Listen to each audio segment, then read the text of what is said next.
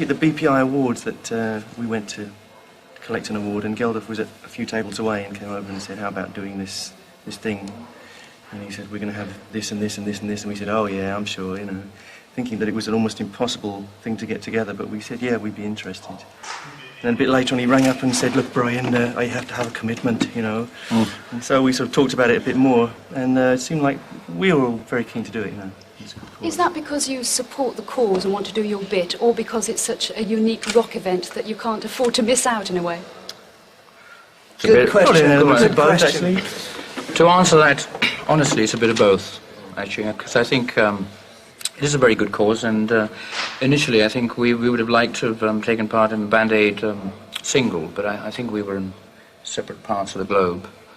And so the second bash at it was this thing, and also the fact that some of the biggest and best-known groups around the world are taking part. Why not us?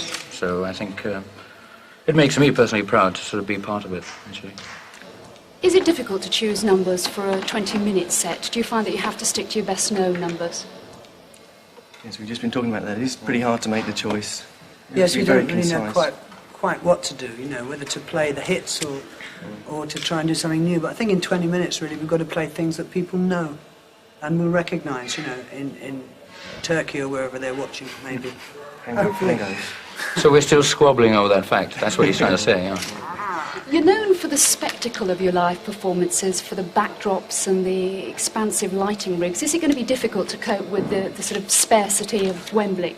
Well, it all comes down to if you can play or not, really, which is nice, really, in a way, because I think there's probably an element of people who think that groups like us can't do it without the extravagant backdrop, but we'll see, you know. After 13 years, do you still get excited about this sort of live performance? This one especially, yes. It's great, yeah. Yes. We still like to play and fool around.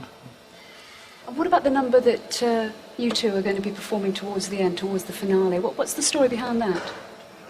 Well, actually, it seems that it looks as if we actually wrote it for this occasion, but we didn't actually. It was done a long time before that. It seems to fit the bill, actually, so I think they opted out and said, well, why don't the two of us... Because, I mean, during a Queen show, it's just the two of us that actually play, and Roger and John actually go and have a drink or something. But so we weren't really going to do that one, but it seems to be very sort of a part of the show. It's very meaningful, and so we're going to do it.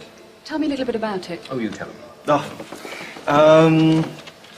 It came about when we'd almost finished recording the album The Works, actually, and we'd been throwing stuff off because there wasn't room for it, and in the end we threw off so much that we said, there's a little hole here, it just needs something. And actually Mac, who was producing us, said, well, why don't you do something really simple, you know, just write a song.